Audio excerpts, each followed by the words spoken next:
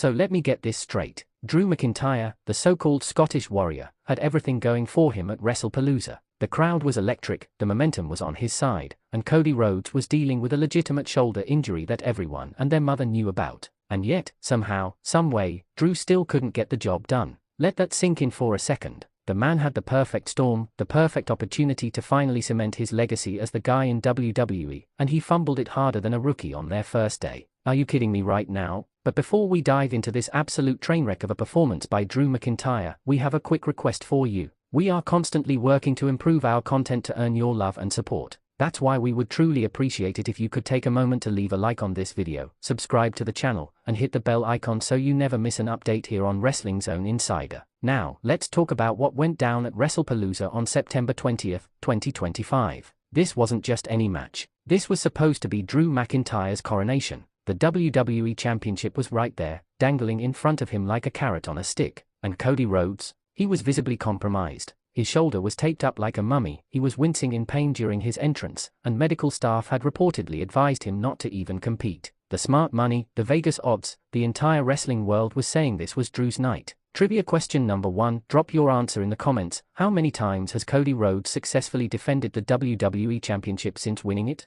Let's see who's been paying attention. From the opening bell, Drew went right after that injured shoulder like a shark smelling blood in the water. Targeted strikes, submission holds, running power slams directly onto that damaged joint. It was brutal, it was methodical, and it was exactly what he needed to do. For the first 15 minutes of this match, Drew McIntyre looked like an absolute monster. He was dismantling Cody piece by piece, and the commentary team was selling it like we were witnessing the changing of the guard. Michael Cole was practically writing Drew's Hall of Fame speech in real time. But here's where things get interesting, and by interesting, I mean absolutely infuriating if you're a Drew McIntyre fan. Despite dominating 90% of this match, despite having Cody on the ropes more times than I can count, despite hitting not 1, not 2, but 3 Claymore kicks, Drew McIntyre found a way to lose. How does that even happen? How do you hit your finisher 3 times and still not put your opponent away? At what point do you look in the mirror and ask yourself if maybe, just maybe, you're the problem? The finish came out of nowhere, and honestly, it felt like a slap in the face to everyone who believed Drew was finally going to break through. Cody, running on pure adrenaline and what had to be an ungodly amount of painkillers, somehow reversed a 4th Claymore attempt into a roll-up. A roll-up,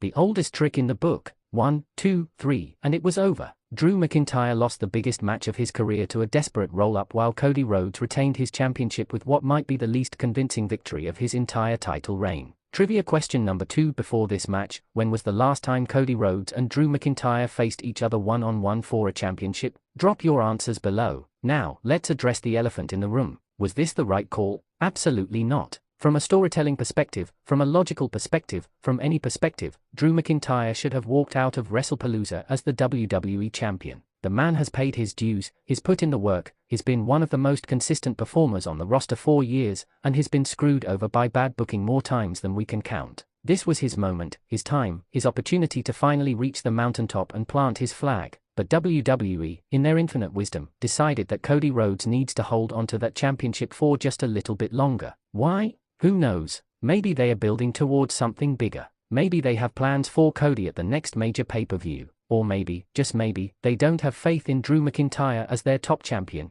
and that's the most damning indictment of all. Here's what really grinds my gears about this whole situation. Cody Rhodes is a fantastic wrestler, a phenomenal storyteller, and absolutely deserves to be in the main event picture. Nobody's arguing that. But his championship reign has been built on smoke and mirrors, last-second victories, and interference from everyone under the sun. How many times can you win by the skin of your teeth before people stop taking you seriously as a champion? How many times can you survive when you shouldn't before the whole thing becomes a joke? Meanwhile, Drew McIntyre continues to be the best thing about WWE that nobody wants to properly push. He cuts the best promos, he has the look, he has the intensity, he has everything you could possibly want in a world champion. And yet, time and time again, he gets relegated to the role of really strong guy who can't quite get it done when it matters most. It's insulting, it's frustrating, and it's exactly why so many fans are starting to tune out. The crowd at Wrestlepalooza was split right down the middle, and you could feel the energy drain from the building when that 3 count hit. Half the arena erupted in celebration for Cody, while the other half sat in stunned, disappointed silence for Drew. That's not how you want your main event to end. That's not how you build stars. That's how you create apathy. Trivia question number 3. This one's for the hardcore fans. What was the exact time duration of the Rhodes vs McIntyre match at Wrestlepalooza?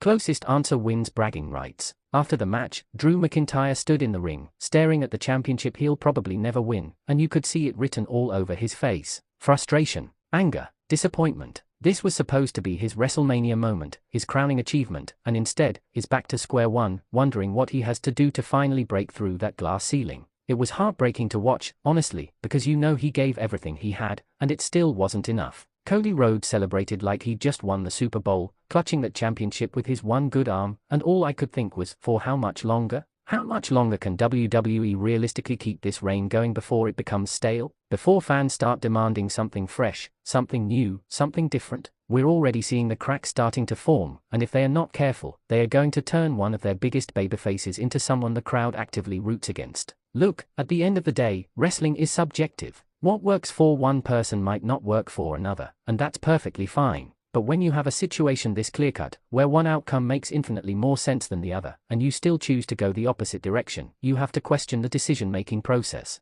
Who's in that booking room? Who's making these calls? And more importantly, are they actually watching the same product we're watching? Drew McIntyre deserved better. The fans deserve better. And honestly, Cody Rhodes deserved a more convincing victory if he was going to retain. Nobody won here. Not the wrestlers, not the company, and certainly not the audience who invested their time, money, and emotion into this match. We have a quick request for you. We are constantly working to improve our content to earn your love and support. That's why we would truly appreciate it if you could take a moment to leave a like on this video, subscribe to the channel, and hit the bell icon so you never miss an update here on Wrestling Zone Insider. So what happens now? Where do we go from here? Drew McIntyre is probably going to get shuffled back into the mid-card, maybe chase the Intercontinental Championship or get stuck in some meaningless feud that goes nowhere. Cody Rhodes will continue his reign of just barely surviving until WWE finally decides it's time for someone else to hold that gold. And the fans? We'll keep watching, keep hoping, and keep getting disappointed when the obvious right decision gets ignored in favor of whatever convoluted plan they've cooked up backstage. Wrestlepalooza could have been a game changer. Instead, it was just another reminder that in WWE, nothing ever really changes. The same patterns repeat, the same mistakes get made, and the same talented wrestlers get held back while others coast on legacy and name recognition. It's exhausting, it's predictable, and honestly, it's getting really old. Final trivia question, let's end with this. In your opinion, who should be the one to eventually dethrone Cody Rhodes as WWE Champion? Drop your dream match in the comments. But hey, that's just my take. Maybe I'm being too harsh. Maybe there's some grand master plan we're not seeing yet. Or maybe, just maybe, this is exactly what it looks like on the surface, a missed opportunity and another chapter in the tragic story of Drew McIntyre's WWE career. Either way, Cody Rhodes is still your WWE Champion, Drew McIntyre is still chasing that elusive glory, and we're all still here on Wrestling Zone Insider, breaking it down for you week after week. Don't forget to leave your thoughts in the comments. Tell me if you think I'm right, tell me if you think I'm wrong, tell me who you're rooting for moving forward. And remember, hit that like button, subscribe to the channel, and turn on notifications so you never miss our coverage of all the biggest moments in wrestling. Until next time, this has been Wrestling Zone Insider, and we'll see you at the next show.